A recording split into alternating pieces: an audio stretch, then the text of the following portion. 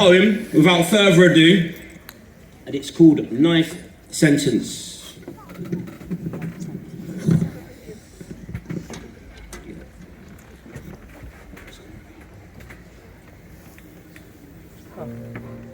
Turn it up as loud as you can, please.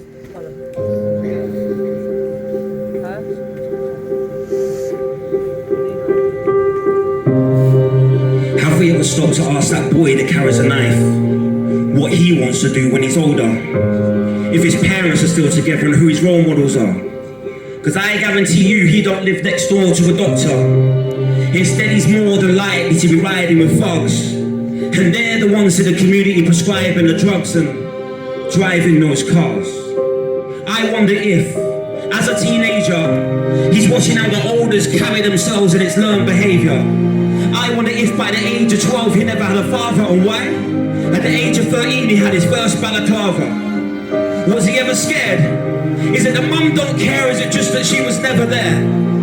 Maybe she's out trying to provide for the family, and by the time she gets back she feels tired and angry. And the arguments at home, is there a lack of affection? And the boys outside offering you protection from the youths up the road in a different postcode. The reason why you always go the long way home.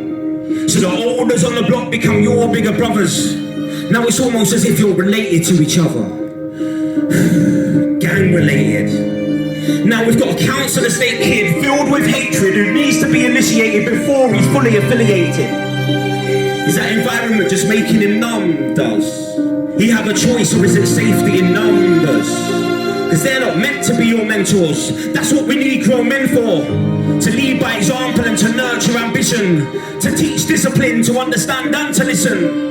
And I apologise for generalising, for coming across like I'm stereotyping. But we all need to know we are marginalising a whole generation when we criminalise them.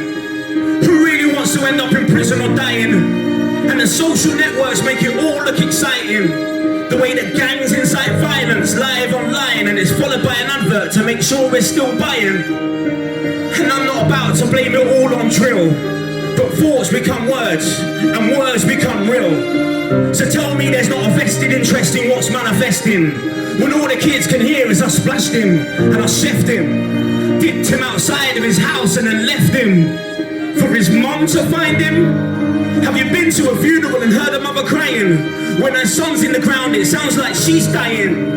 And it's been like this for years, wiping those tears and printing those T's saying put the knife down, blaming police, writing to our local MPs. I see mums at knife crime rallies begging on their knees like they've took my son, but make it stop please. And it's our responsibility. Have you heard it takes a village to raise a child? But we're losing our community so they're left to run wild. And this isn't the time for answers or excuses, but the youngers need to know there's consequences for their offences. Justice will be served if you're caught or let go. Because when you take a life, you forfeit your own.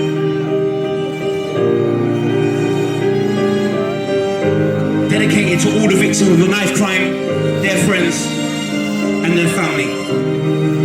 Thank you ever so much. Thank you.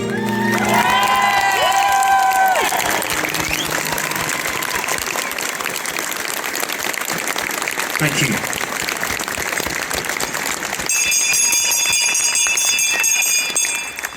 All right, Westport Mayor, ladies and gentlemen, very emotional.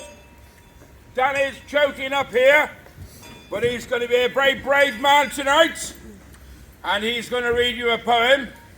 Please put your hands together for Danny Lee. Well done.